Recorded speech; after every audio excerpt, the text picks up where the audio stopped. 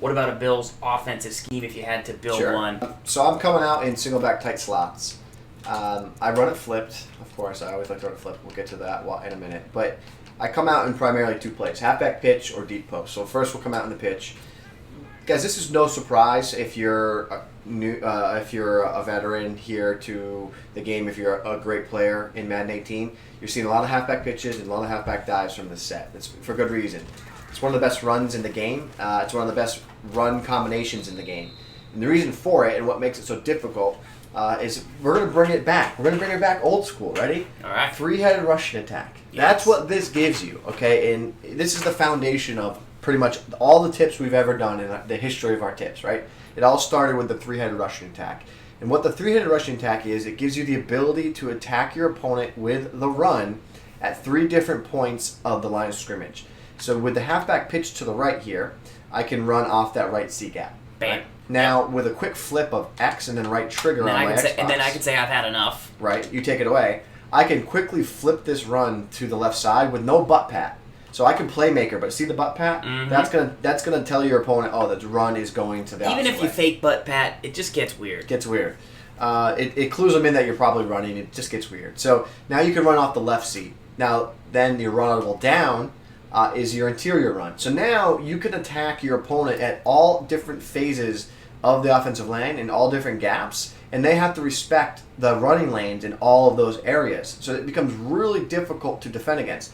And then let me repeat this. This is the foundation of every offensive scheme that we ever teached back in the day. It all started with the 3-headed rushing attack. It all started with that ability that sets the tone for your offense. And the reason it started with the 3-headed rushing attack back then, number one, running was amazing. You had great fidelity with the cuts on the left stick, like in Madden 25 with the run-free moves.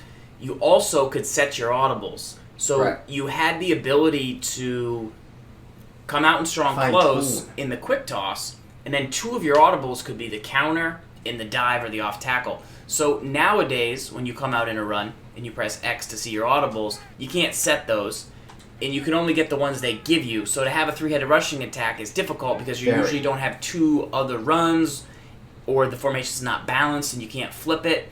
So that's what we like about this type of formation with the 3-headed rushing attack. That's why it's changed, and that's why it's not really the base of the play quite as much anymore. But when you do get it, it's still great. Well, so here's what is the importance of the 3-headed rushing attack.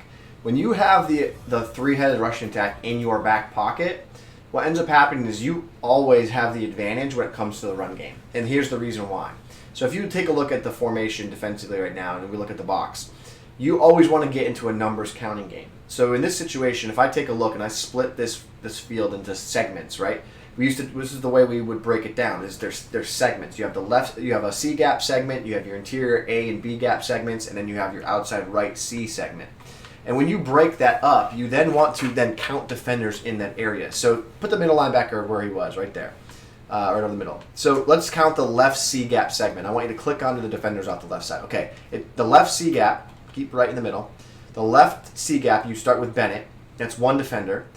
Click over to the next guy. That's 2 defenders. Next guy, that's 3 defenders. And the 4th guy is Thomas. There are 4 defenders in the left C gap quadrant of the field. Now let's go to the right side. What do we got here? We got 1 defender. 2, 3, 4, 5. 5. All right, simple math here, Falls. I know math is not your strong suit. I know you were a big history guy. 2 plus 2, big 5. history guy. What is the difference of that math? Which is the better side to run on? Carry the 1. Yes. Calculator app. Left side's better because there's less. Less defenders. 5 is less than 4. Okay, so less defenders. So let's take a look at our blockers. Or, you know what I mean. Okay, so here's the situation. We have 1 pulling guard, okay, a left tackle, that's part of the quadrant, but a pulling guard because he's pulling, so he counts towards that left C gap. Then you have Gabriel and Jones, so that gives me 4 blockers to block that quadrant. How many defenders are over there? That was the side with 4. 4. Okay, so 4. What does 4 offensive blockers versus 4 defensive players mean? Equal sign. Equal sign, which means hat on hat, which means now there's no extra defender to make a play on the ball carrier. Hat on a hat. Hat on a hat. You're looking good. Now, if I were to run the ball to the right side, what is the problem I get into, Farls? Can you break that down for me? 4 blockers. 4 blockers, 5 defenders. 5 is more than 4. Not a hat on a hat. Bad news bears. 1 tackler's free, and then that's bad. Correct. Now, when you look in the middle of the field, I want to go halfback dive. Farls, count the interior defenders for me. How many we got? 1, 2. We're going to also count the Three? defensive linemen because they come into play here. Okay. So 1, 2, 3, 4. And by the way, I can easily scroll by holding down the B button, moving the left, and then once I hold down B, I can just move the left stick like wherever I want to go.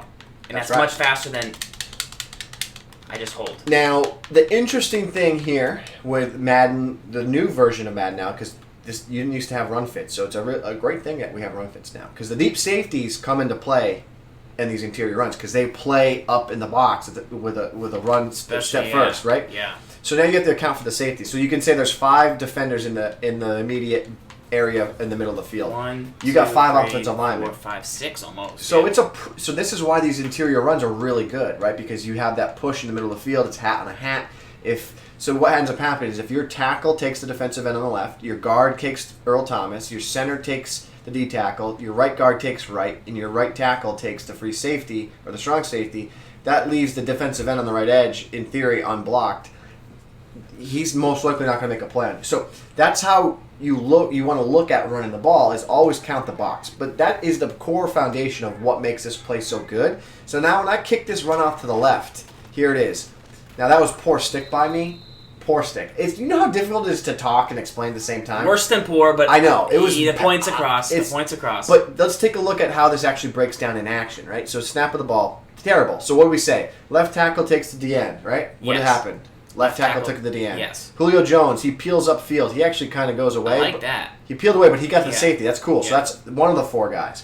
Now, Gabriel, he takes the other guy. And now 67's kicking to get to the outside corner. Mhm. Bad stick. I need to go wrap around him. Yes. Yes. So that's how that works. So let's take a look at this again. Now, you didn't move anyone this time.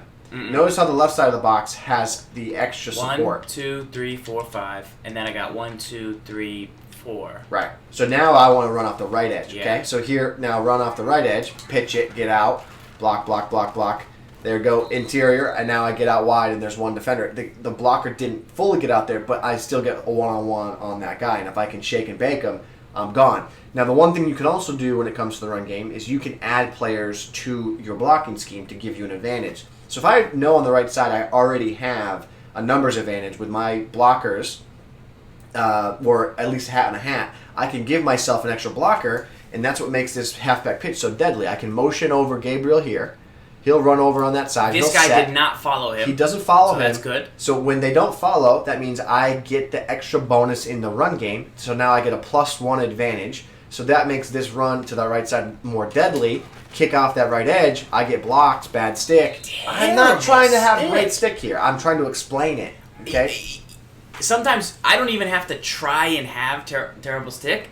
I just have great stick naturally. Like, I don't have to try. It just happens. Like, that's... You know what I'm saying? Yeah. It's not like... I need to sit there and think about it, but better stick there. I got an 8-yard run. So, 6-yard run. Bill's playbook here, breaking down how the run game works, how the three-headed rushing attack works, how you can, because it's a balanced set, quickly flip it, how you can go to the dive, how you can motion a guy over, get an extra blocker, how you can check your run fits on defense with a right trigger and then X and B.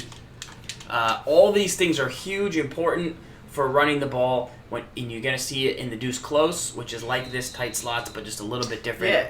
Yeah. Any of these balanced formations, any of these balanced sets, crucial stuff here to learn if you want to become a better player. Anytime you run the ball, you want to think in this way, but it's even more important when you want to implement a three-head rushing attack, because the strength of the three-head rushing attack is that you always take the run that gives you the best advantage. Now, there'll be times when players make amazing plays. There'll be times when your offensive lineman miss a block because of ratings. There'll be time when your opponent makes an amazing user play, shoots the gap, they'll and blows scrape you up. or they'll guess the run, but also show the box, the green and red.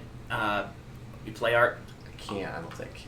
Art trigger right stick up. I can't hear. Okay, because doesn't I'm do not it. online. So if you're online, it'll show you the box and how you should run it. That is usually correct, but it's not necessarily like... Gives you some intel. Yeah, the stretch, I try and find it. You should learn how to do the math yourself and just kind of try and figure it out. But this is a really good run to start. This is Bill's playbook. It's in the Saints as well. Is the pitch in the Saints? Yeah, it's Okay. in the Bills. It's in the Saints. Patriots, formation's a little wonky with quick audibles and plays, so careful there. And then you also find it in the Jets, and I think it's in one more, but it's escaping me right now. So But that's the start and the foundation of this offense. You come out in the pitch, and then you have the pitch to dive, a lot of different moving parts to run. And that's just the runs. All right, we're going to end that right there because that's a very important tip to learn how to run the ball.